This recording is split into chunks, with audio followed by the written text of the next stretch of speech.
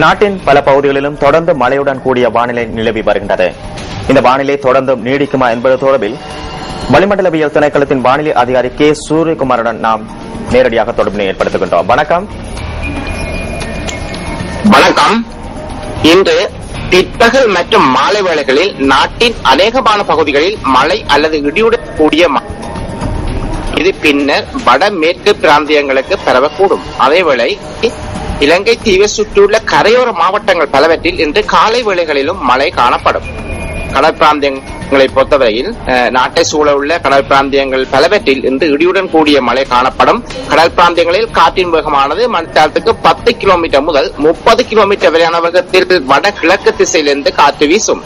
இலங்கை தீவை சுற்றியுள்ள கடல் பிராந்தியங்கள் பொதுவாக கொந்தளிப்பற்ற நிலையில் காணப்படுகின்ற பொழுதிலும் இந்த கடல் பிராந்தியங்களில் இடியுடன் கூடிய மழை காணப்படும் சந்தர்ப்பங்களில் கடலானது கொந்தளிப்பாக காணப்படும். அதேவேளை நாட்டிலும் இந்த இடியுடன் கூடிய மழை காணப்படும் சந்தர்ப்பங்களில் அந்த பிரதேசங்களில் காற்று சற்று பலமானதாக வீசும். நன்றி.